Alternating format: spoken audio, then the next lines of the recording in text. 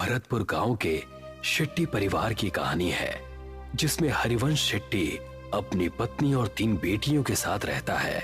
हरिवंश पेशे से इंजीनियर है और अपनी तीनों बेटियों को बहुत पढ़ा लिखा कर अपने पैरों पर खड़ा करना चाहता है। गांव के सभी लोग हरिवंश को बेटियों की पढ़ाई के बजाय उनकी शादियों के लिए पैसे जोड़ने की सलाह देते हैं, मगर हरिवंश शेट्टी अपनी मर्जी का मालिक है। वो किसी की नहीं सुनता सिवाय अपने। एक दिन अपने ऑफिस जाते हुए हरिवंश को रास्ते में उर्मिला चाची मिलती हैं।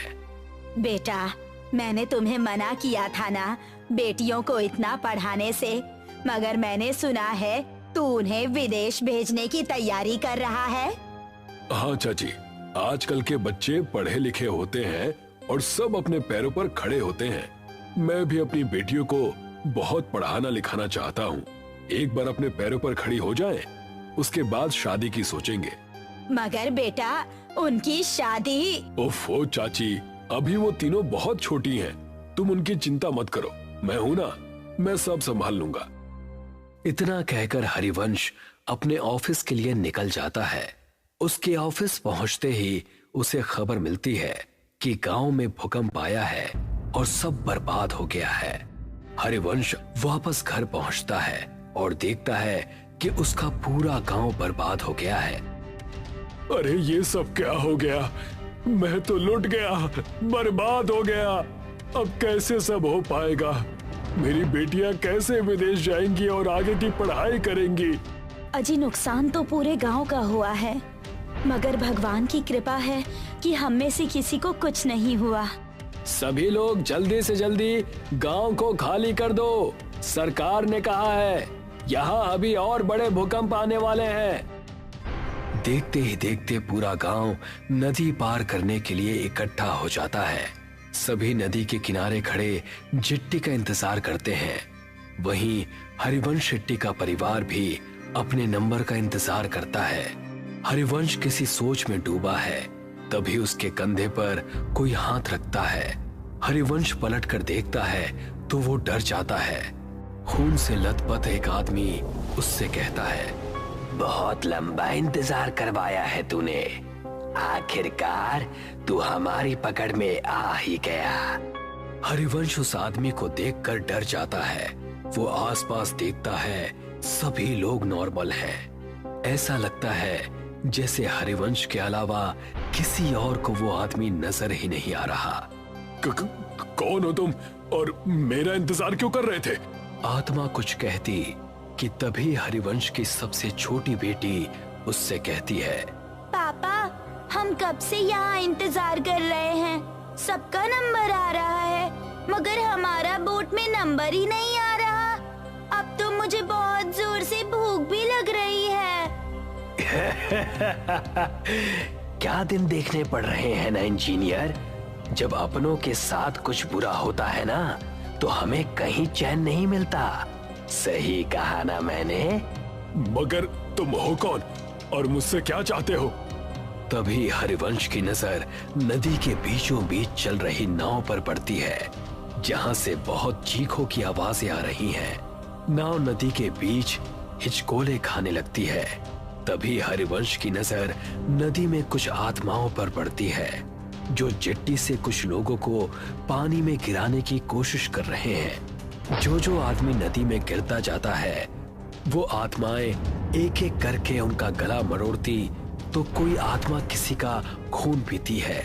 इतना भयानक मंजर देखकर हरिवंश मन में सोचता है, शायद इन आत्माओं को आदमियों से प्रॉब्लम है, इसीलिए ये सिर्फ आदमियों को मार रही हैं। अगर मैं मेरे परिवार के साथ गया तो ये मेरे साथ साथ उन्हें भी नुकसान पहुंचा सकती हैं, जो मैं बर्दाश्त नहीं कर सकता। इतना सोचते हुए हरिवंश वहां से उल्टा गांव की तरफ भागना शुरू करता है और उसके परिवार वाले उसे वापस आने को कहते हैं। अरे, वहाँ कहाँ जा रहे हैं आप? गांव में खतरा है, लौट आइए। हाँ पापा, वापस आ जाइए ना प्लीज।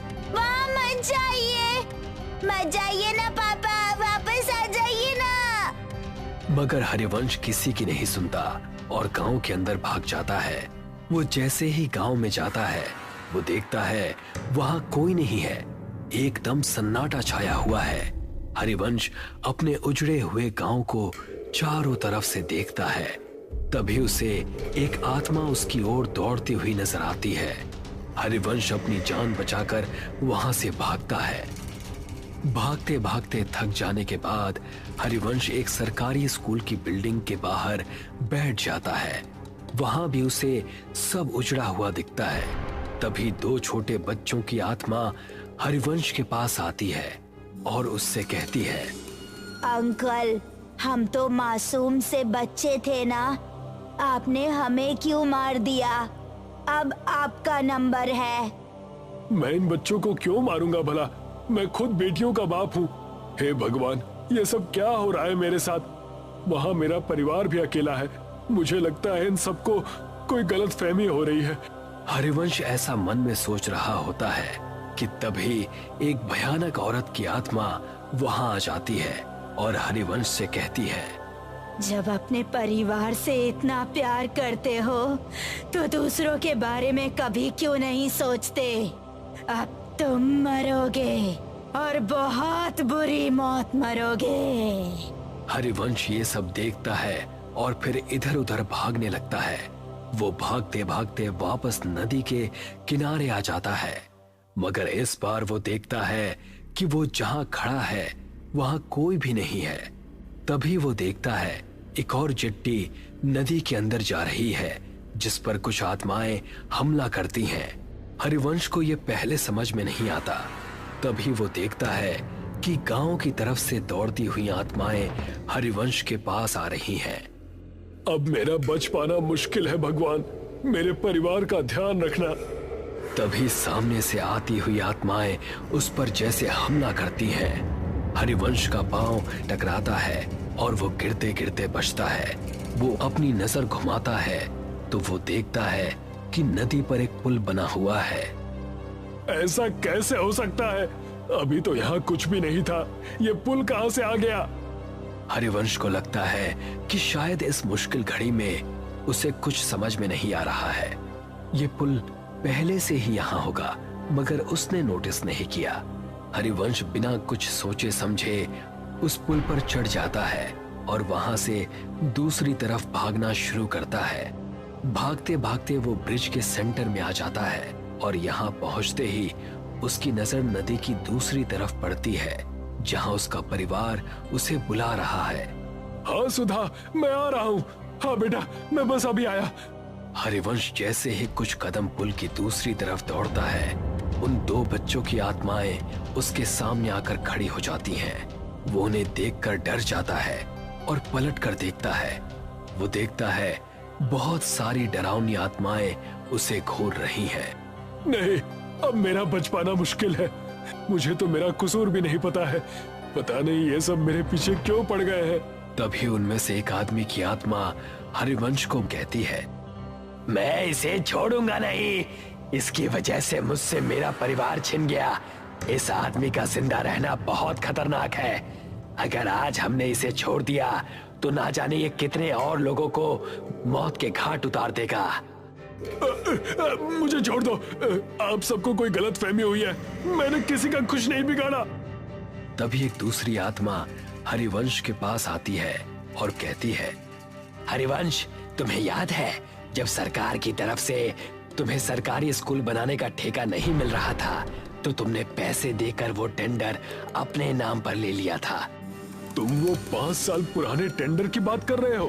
हाँ, क्योंकि मुझे वो प्रोजेक्ट किसी भी कीमत पर चाहिए था। मेरी बेटियां शहर में पढ़ने जाती हैं और वहाँ की फीस बहुत ज्यादा है। मैं गांव में रहने वाला इंजीनियर, भला उनके सपनों को कैसे पूरा कर पाता? तो मैंने रिश्वत देकर वो टेंडर अपने नाम करवा लिया था।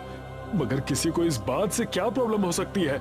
हरिवंश के ऐसा कहते ही वो स्कूल के बच्चे उसके सामने आकर कहते हैं, अंकल, अगर आप वो टेंडर नहीं लेते तो आज हम जिंदा होते। इसका क्या मतलब है?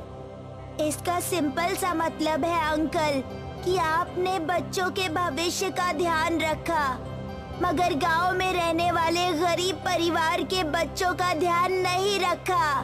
तभी आपने टेंडर अपने नाम किया, मगर उसमें भी पैसा बचाने के चक्कर में आपने घटिया मटेरियल का यूज किया, जिसकी वजह से हमारा स्कूल बिना किसी वजह से ही टूट कर गिर गया और हम जैसे सैकड़ों बच्चों की जान चली गई।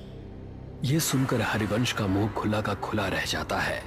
वो कुछ कहता कि तभी एक औरत हरिवंश के पास आती है और उससे कहती है, इंसान नहीं राक्षस है तू, मेरे बच्चों और मेरे पति को खा गया, अब तू मरेगा, तेरे घर वाले तेरे मरने का तमाशा देखेंगे।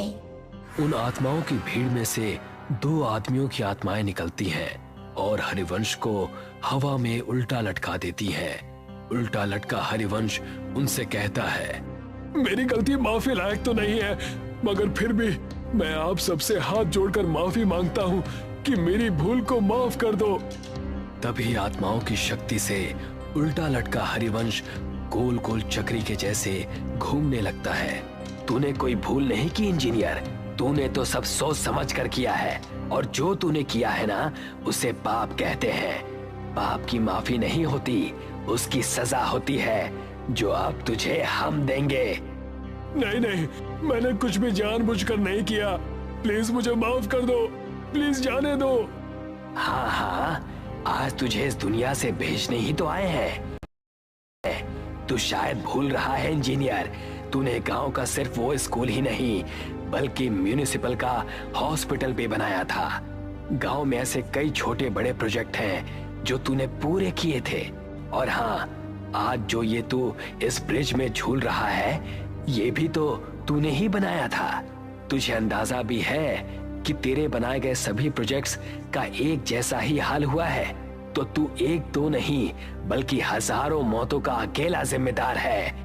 ये सब सुनकर हरिवंश को अपनी सारी काली करतूतें याद आ जाती हैं और वो उन सब से कहता है, हाँ, मैं सब कुछ स्वीकार करता हूँ, मैं सारी गलतियां मानता हूँ, मैं इन सब का दोषी हूँ, मगर हर माँ बाप अपने बच्चों की खुशी के लिए कुछ भी करता है, तो मैंने भी मेरे बच्चों के भविष्य के लिए ऐसा किया था।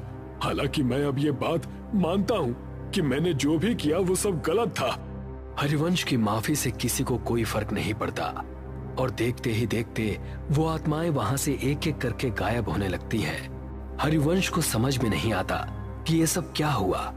वो हवा में उल्टा लटका हुआ है, उसे पुल पर कोई नहीं दिखता, सब गायब हो जाते हैं। वहां उसके परिवार को चिट्ठी मिल जाती है। वो दूर से ही अपने परिवार को नदी की दूसरी तरफ जाते हुए देखता है। जिस ब्रिज के ऊपर वो उल्टा लटका है, वो ब्रिज भी धीरे धीरे गायब हो रहा है।